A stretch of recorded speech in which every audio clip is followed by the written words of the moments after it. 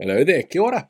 Did you know that Andrew Bailey may have made history last week when he stood down from his portfolios after an incident, that's incident with inverted commas, with a staff member just 5 months after calls for his resignation for calling a former Defence Force member a loser and told him to go get drunk while visiting a Marlborough winery, in what Bailey himself said was behaviour unbecoming of a government minister. But since government ministers are now calling for Mexicans to be deported, policing the use of the word Aotearoa, using quick Google searches to sell more tobacco products, trying to get rid of protections that help look after our kids in school, and denying links to former political party presidents convicted of sexual abuse of minors, well, that phrase isn't exactly a glowing endorsement these days. Okay, let's get some context here. On Friday, Bailey, the MP for Port Waikato, handed in his notice after a complaint laid to Ministerial Services about his actions in a meeting on the 18th of February, after what is being described as an animated conversation happened, where he placed his hands on a staff member's upper arm. There was a bit of an internal investigation by Ministerial Services, the Prime Minister was told, and on Friday night, Bailey resigned.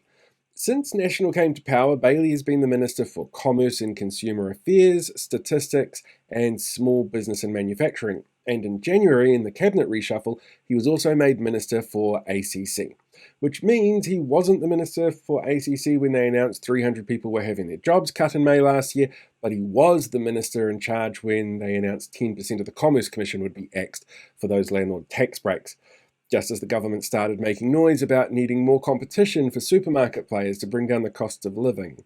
A quick fix to help landlords and a slow one for the rest of us, which is a bit of a recurring theme with this government. After last year's winery incident, Bailey apologised, and the Prime Minister said, "Cool, I'm sure you learnt your lesson and will never do this again." Then last week, Bailey got a bit too physical with a ministry staff member, and on Friday he resigned his portfolios for it.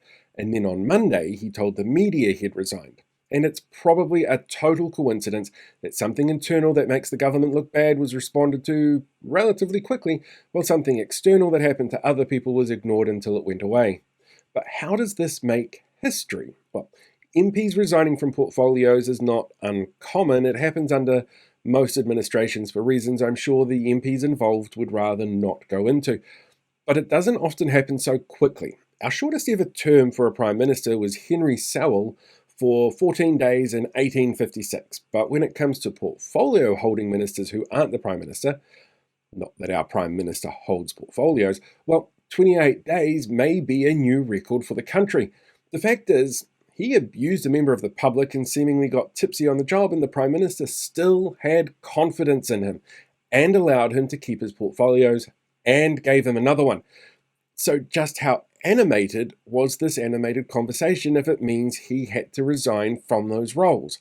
Well, in Bailey's own words, it was all because he was just so passionate about driving change. He was impatient in his portfolios, which sounds like the sort of thing you'd expect from a victim of domestic abuse to say when they're trapped and they need help. They're under so much pressure and only want to do what's best for us. When the reality is that this wouldn't have occurred if 5 months ago the Prime Minister had demoted Bailey for his actions at the winery instead of enabling him.